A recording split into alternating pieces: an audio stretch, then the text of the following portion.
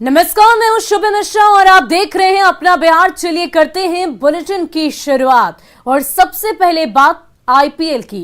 IPL की auction list में बिहार के 6 खिलाड़ियों को शामिल किया गया है। ऐसी पहली दफा हुआ जब इतने खिलाड़ी नीलामी का हिस्सा बनेंगे। बिहार क्रिकेट संघ खिलाड़ियों की इस उपलब्धि से काफी ज्यादा खुश है। बीसीए ने कहा है ये उनके लिए एक बड़ी उपलब्धि है, क्योंकि बिहार के क्रिकेटर्स की अब दुनिया भर में और भी ज्यादा धमक बढ़ेगी। साथ ही साथ राज्य के खिलाड़ियों को नेशनल टीम में दावेदारी करने का भी मौका मिलेगा। आईपीएल ऑक्शन लिस्ट में बिहार के खिलाड़ी अनुज राज, अभिजीत साकेत, प्रत्युष सिंह, विपुल कृष्णा, लखन राजा और अनुनय सिंह शामिल है। अनुज राज बिहार के सिवान के रहने वाले हैं। आपको बता दें कि आईपीएल 2022 के ऑक्शन का आयोजन बेंगलुरु में 12 और 13 फरवरी को होना है। इसमें 590 क्रिकेटर पर बोली लगेगी, जिनमें से 370 भारतीय और 220 विदेशी खिलाड़ी हैं। इस सीजन आईपीएल में लखनऊ सुपर जॉयंट्स और अहमदाबाद 2 नई टीमें शामिल की गई है। आईपीएल नीलामी में सभी 10 टीमों के मालिक हिस्सा लेंगे। और इस वक्त हमारे साथ खुद अनुज राज, जो ऑक्शन सूची में एक खिलाड़ी के तौर पर शामिल हैं, फोन लाइन पर जुटे हुए हैं। उनसे सीधे बातचीत करते हैं। अनुज, सबसे पहले आपकी इस उपलब्धि के लिए आपको बहुत बहुत शुभकामनाएं। और सबसे पहले हमें यही बताइए कि आपको ये उपलब्धि जो आपको हासिल हुई है, कैसा महसूस हो रहा है? पहले तो thank you so much ma'am, आपने इतना बोला मेरे लिए और बहुत अच्छा लग रहा है पहली बार आईपीएल ऑक्शन में आने से। और बहुत मेहनत किया हुआ इसके लिए पहले से, तो आईपीएल ऑक्शन में आया तो उससे बहुत खुशी है। अनुज, आपने ये जो तैयारी की, अभी अभी आपने बताया कि बहुत मेहनत करनी पड़ी इस उपलब्धि को हासिल करने के लिए, तो ये मेहनत का सफर कैसा रहा, इसके बारे में जानकारी दी। मेहनत का सफर, अगर अचीवमेंट मिलती है तो सफर तो बहुत अच्छा ही लगता है और बहुत लंबी जर्नी है। इसको करते करते बहुत मतलब अच्छा रहा है सारा सफर। अनुज, क्या इस सफर के दौरान आपको कोई कमी महसूस हुई? क्या सरकार की तरफ से कोई ऐसी व्यवस्था खिलाड़ियों के लिए की जानी चाहिए जिसकी कमी आपको महसूस हुई जब आप इन तमाम चीजों की तैयारी कर रहे थे? हाँ, जब थोड़ा हम बिहार में क्रिकेट हम लोग खेलते हैं तो फैसिलिटीज की बहुत कमी है। हमारे यहाँ ग्राउंड की कमी है, टर्फ विकेट्स नहीं है, प्लस बहुत सारी चीजें हैं जिसमें कमियां हैं प्लेयर्स के लिए। जी, मैचेस बहुत कम ऑर्गेनाइज होते हैं। अनुज, आपने कहाँ से खेल की शुरुआत की? कब से आपने सोचा कि मुझे क्रिकेट में अपना करियर बनाना है और इसी ओर मेहनत करनी आपने शुरू कर दी? क्रिकेट तो हमने मतलब गांव से स्टार्ट किया खेलना, उसके बाद झारखंड गए, झारखंड में रांची, बोकारो, फिर उसके बाद इधर अपना जब बिहार को मान्यता मिल गया तो बिहार आ गए उसके लिए, फिर यहाँ पे अपना सारा टाइम यहाँ पे स्पेंड किया। जी, तो कैसा लग रहा है बिहार के 6 खिलाड़ी, एक नहीं दो नहीं बल्कि कुल मिलाकर 6 खिलाड़ी इस वक्त ऑक्शन में शामिल होंगे? जी मैम, बहुत अच्छा लग रहा है और बिहार में बहुत टैलेंट है। धीरे धीरे सारे प्लेयर्स के लिए बहुत अच्छा होगा, ऑप्शन मिलेगा। तो बिहार क्रिकेट एसोसिएशन का थैंक यू करता हूं कि हमें ऑक्शन में भेजा गया। अनुज, क्या आपको ऐसा लग रहा है कि ये जो ऑक्शन रखी गई है बेंगलोर में, इसमें बिहार के खिलाड़ियों का चयन होगा? मैम, यहाँ तक पहुंचे तो मतलब अच्छे प्लेयर्स है, आगे फ्रेंचाइजीज के ऊपर है वो कैसे आपको खरीदते हैं और क्या उनको क्या दिखता है आपके लिए। जी अनुज, आपको बहुत बहुत शुभकामनाएं। हम आपके उज्जवल भविष्य की कामना करते हैं और इस ऑक्शन में बिहार का नाम फतेह करें, देश का नाम फतेह करें। और इस आईपीएल में बिहार के खिलाड़ियों के द्वारा एक नई पहचान, एक नई उम्मीद बिहार वासियों को भी है। और 7 फरवरी से बिहार के सभी शिक्षण संस्थान खुल सकते हैं। प्राइमरी से कॉलेज तक की पढ़ाई सामान्य ढंग से चलने लगेगी। इस बात के संकेत खुद राज्य के शिक्षा मंत्री यानी कि विजय चौधरी ने दिए हैं। हालांकि फाइनल फैसला आपदा प्रबंधन प्राधिकार की बैठक में ही होगा।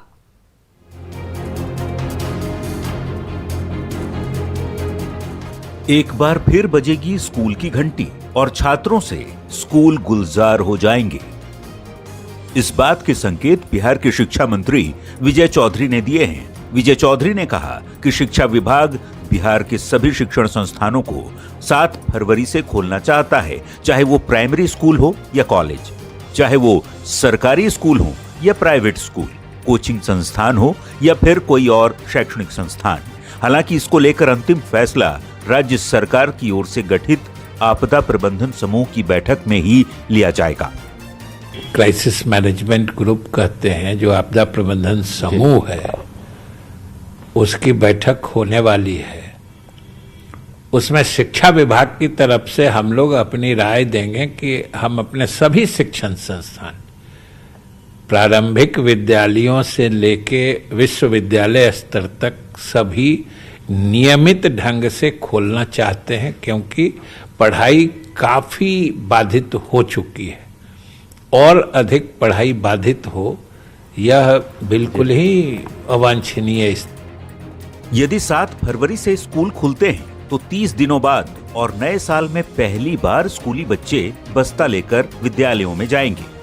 दरअसल कोरोना संक्रमण की तीसरी लहर को देखते हुए 6 जनवरी से पहली से 8वीं तक की कक्षाएं बंद कर दी गई थी, जबकि 9वीं से ऊपर की कक्षाएं 50% बच्चों के साथ संचालित रखने का निर्णय हुआ था।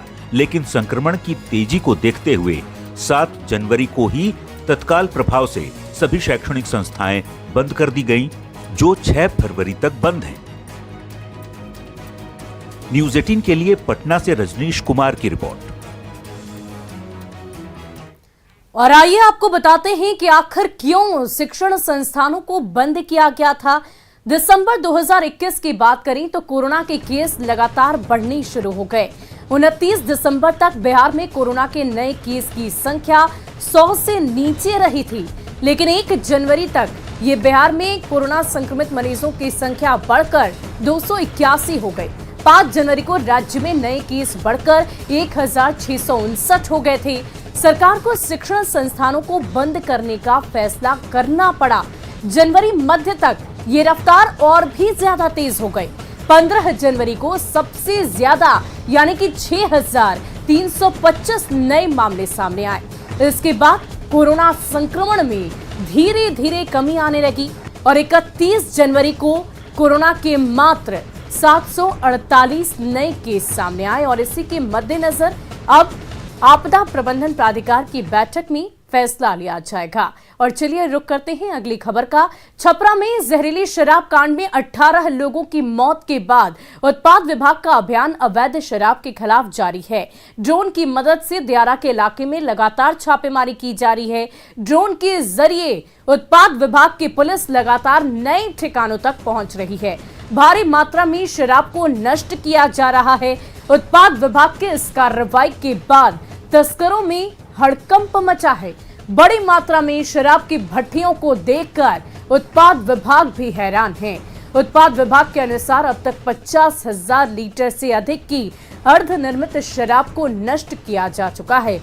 लगातार दियारा में ड्रोन के माध्यम से कई जगहों पर छापेमारी की जा रही है। ये जो हम लोग 25 तारीख से लगातार दियारा क्षेत्रों में ड्रोन से कार्रवाई कर रहे हैं। पहले यही होता था कि हमें बहुत मुश्किल से उस लोकेशन का पता चलता था, काफ़ी पैदल चलना पड़ता था, काफ़ी ये घूमने के बाद कोई एक आध भट्टी का पता चलता था जो हम लोग तोड़ पाते थे। अभी ड्रोन से हम लोग लगातार लोकेशन देख रहे हैं, कहाँ तक गाड़ी जा सकती है, कहाँ तक पैदल जा सकते हैं, कितना टाइम लगेगा उसमें, और रियल टाइम एक्शन उसमें हम लगातार कार्रवाई कर रहे हैं। जैसे कि जैसे पहले एक दिन में 2-3 भट्टी ही तोड़ पाते थे, अभी एक दिन में 20-25 भट्टियों को तोड़ रहे हैं और लगातार ये कार्रवाई हम लोग का जारी है। करीब इसमें 50 से ऊपर भट्टियों को तोड़ा जा चुका है।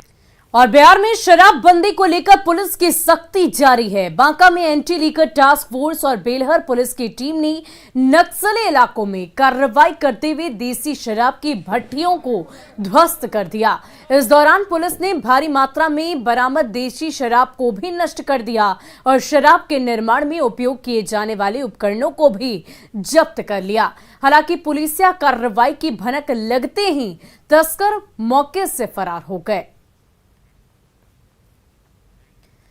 वहीं बक्सर के अंसारी गांव में जहरीली शराब कांड में बक्सर पुलिस ने एक और खुलासा किया है। पुलिस के अनुसार शराब कांड में शामिल शराब कारोबारी जाली नोट के कारोबार में भी जुड़े हुए हैं। पुलिस ने 5 तस्करों को गिरफ्तार किया है। गिरफ्तार तस्करों के पास से 2,01,200 रुपए का जाली नोट बरामद किया गया। तस्करों का गिरोह होम्योपैथ दवा के नाम पर स्पिरिट उपलब्ध कराकर शराब का निर्माण करते थे। इस गिरोह ने भी अंसारी गांव में स्पिरिट की सप्लाई की थी। तस्कर यूपी से स्पिरिट लाकर खपाते थे। अंसारी गांव में कुल 6 लोगों को जहरीली शराब पीने से मौत हो गई थी। वहां पर कुछ लोगों को गिरफ्तार किया गया। उन लोगों के पास करीब 2,01,200 रुपये बरामद हुए, जो देखने में प्रथम दृष्टया असली प्रतीत हो रहे थे, लेकिन वास्तव में वह नोट जो है जाली थे। और आय से अधिक संपत्ति के मामले में ईओयू ने सीतामढ़ी के बाजपट्टी के बीडीओ संजीत कुमार के ठिकानों पर छापेमारी की। आर्थिक अपराध इकाई ने संजीत कुमार के 3 ठिकानों पर छापेमारी की। पटना के धनरुआ में संजीत कुमार के पैतृक आवास पर यह छापेमारी की गई। साथ ही साथ पटना के गोपालपुर थाना क्षेत्र के अब्दुल्ला चक में उनके आलिशान आवास पर भी तलाशी ली गई। इसके अलावा सीतामढ़ी के बाजपट्टी में बीडीओ के ऑफिस में ईओयू की टीम ने छापा मारा, जिसमें 1,26 लाख से ज्यादा की संपत्ति का खुलासा हुआ है। धनरुआ में बीडीओ के घर से 40 कारतूस भी बरामद किए गए। वहीं नालंदा जिले के नूरसराय प्रखंड के नारी गांव में लोग डीलर की मनमानी से परेशान हैं। डीलर की ओर से लाभुकों को मिलने वाले अनाज में कटौती की जाती है, जिससे लाभुकों में डीलर के खिलाफ आक्रोश है। लाभुकों के मुताबिक उन्हें मिलने वाले राशन में कटौती की जाती है। जब लाभुक इसके अधिकारियों से शिकायत करते हैं तो डीलर की तरफ से राशन नहीं देने की धमकी दी जाती है। वहीं दूसरी ओर डीलर ने लाभुकों को कम अनाज देने की बात से इनकार कर दिया और उनके आरोपों को निराधार बताया है।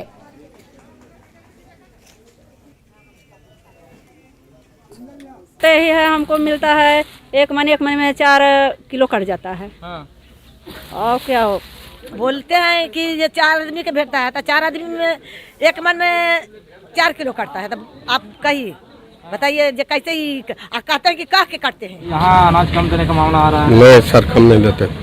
कितना दे रहे हैं प्रति लाभुक? फुल दे रहे हैं। प्रति लाभुक कितना दे रहे हैं? प्रति लाभुक कितना दे रहे हैं? 1 लाभुक के 5 किलो मिलता। हाँ, प्रति लाभुक। तो इन लोग कहना कि काट लिया जा रहा है? नहीं काटते।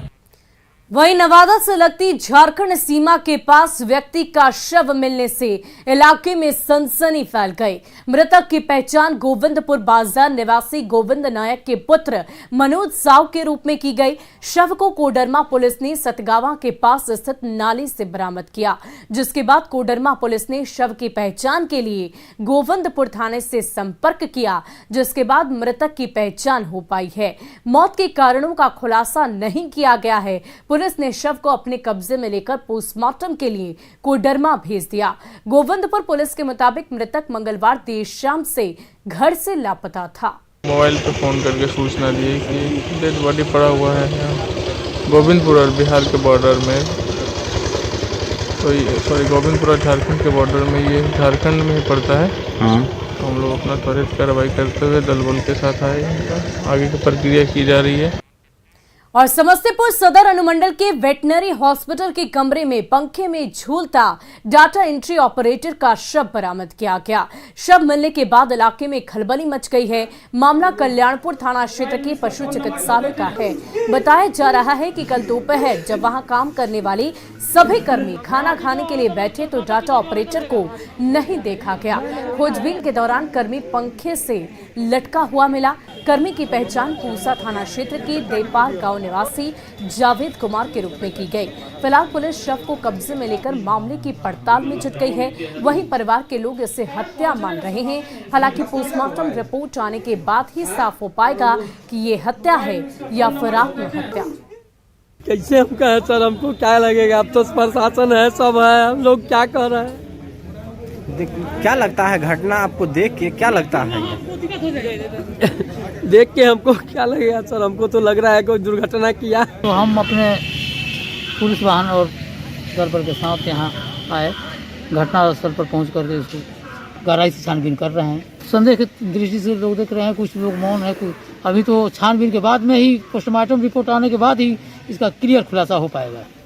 और चलिए अब बात करते हैं सर्दी के सितम की। सिवान में आज काफी ज्यादा ठंड है, कुहासे के कारण विजिबिलिटी भी कम है। शहर से लेकर ग्रामीण इलाकों तक ठंड के साथ साथ कुहासा है, जिससे वाहन चलाने में भी लोगों को परेशानी का सामना करना पड़ रहा है। लोग गाड़ी का लाइट जलाकर चलने को मजबूर हैं।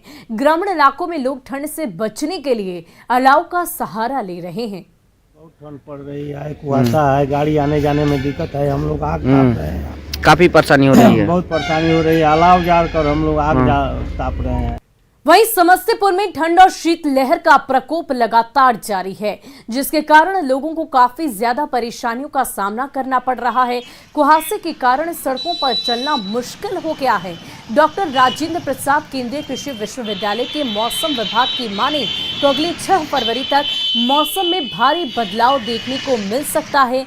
पश्चिमी विक्षोभ के प्रभाव से अगले 2-3 दिनों में आसमान में बादल छाए रहेंगे। और अधिक जानकारी दे रहे हैं संवाददाता मुकेश कुमार।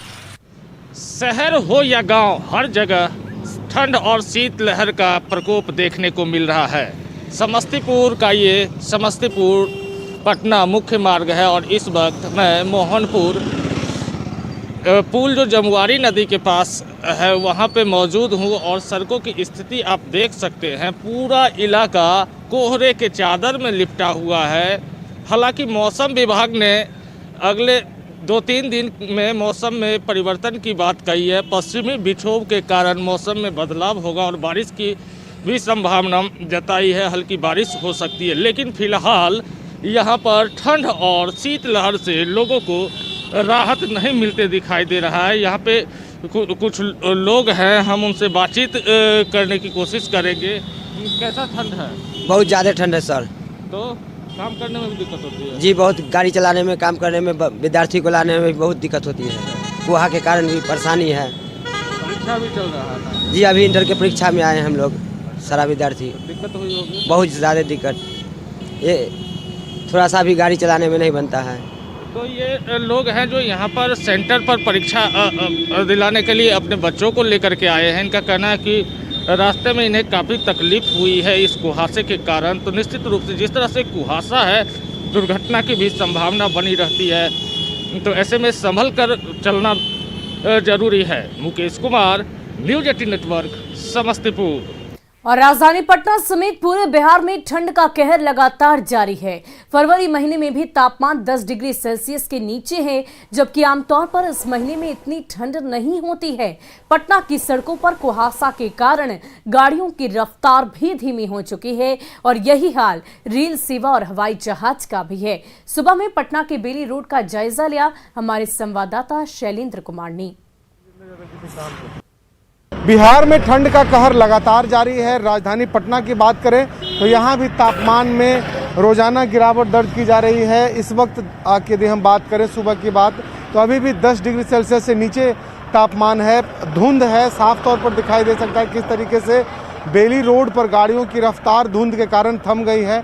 यही हाल ट्रेन और हवाई जहाज का भी है। तो कुल मिला के कहा जा सकता है कि ठंड का असर काफ़ी है और इसके कारण लोगों को कठिनाई हो रही है। हमारे साथ कुछ लोग भी हैं जो मॉर्निंग वॉक करते हैं, इनसे हम बात करते हैं। ठंड लगातार बढ़ने के कारण परेशानी तो हो रही होगी आप लोगों को? परेशानी तो हो रही है, लेकिन सुबह सुबह रनिंग करने से तो हम लोग के अंदर गर्मी आ जाती है, फिर अच्छा लगता है। देखिए वाकई जो मॉर्निंग वॉक करते हैं उन्हें परेशानी होती है, लेकिन वॉक भी ज़रूरी है। जी सर, वॉक तो बहुत ज़्यादा ज़रूरी है। ये फॉग, ये मौसम चेंज तो होता ही रहेगा, पर अपने शरीर को ध्यान रखते हुए हमें डेली निकलना चाहिए एक सही समय पे। धन्यवाद। तो बिल्कुल देखिए, लोगों का मानना है कि जिस तरीके से ठंड है, लेकिन उसके बावजूद हमें अपने शरीर पर ध्यान देना चाहिए। दूसरी ओर बात करें ठंड की, तो ठंड का असर जो है वो लगातार बढ़ता जा रहा है। फरवरी के महीने में आमतौर पर हर साल ऐसा देखने को नहीं मिलता था, लेकिन इस बार फरवरी के महीने में भी ठंड में लगातार बढ़ोतरी जारी है। कैमरा पर्सन सुबोध के साथ शैलेंद्र, न्यूज़ 18 पटना। और फिलहाल के लिए इस बुलेटिन में इतना ही। मुझे दीजिए इजाजत। आप बने रहे न्यूज़ 18 बिहार झारखंड।